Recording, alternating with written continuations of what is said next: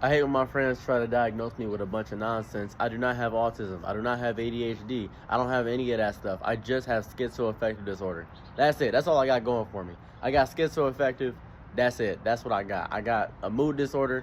That's what's going on. I get manic and I get depressed and I hallucinate. I see audio-visual hallucinations. I don't have ADHD. I don't do that. People often tell me, they say, well, you have a lot of similar traits as everybody has autism. Cool, that's fine and dandy. I don't have that. That's fine. I understand you guys have that, or maybe you saw a TikTok and related to some of those traits and finally have an answer for how you are and you self-diagnose yourself. That's perfect. I'm happy for you, all and dandy. But don't include me in it.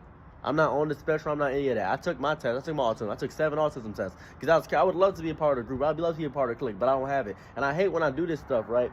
I do this and everybody's like, oh, but that's what you're a baby autist or something. I'm not that. That's not what I am. That's not me.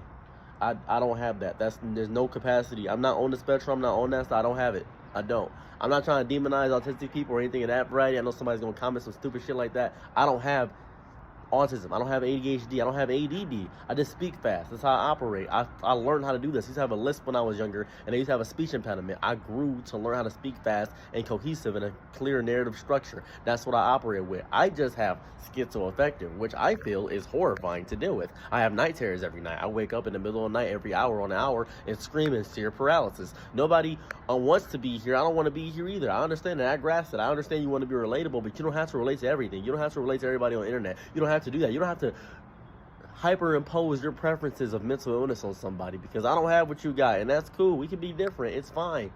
It's okay. We can still relate to each other. That's cool, but we don't have to have the same exact thing. If you relate to me and you have ADHD, autism, ADD, all that jazz, cool. I'm proud of you. Happy for you. I'm great. That's great. But I don't have that in any capacity. I don't. I do not have that. That is not what I have, and that's fine.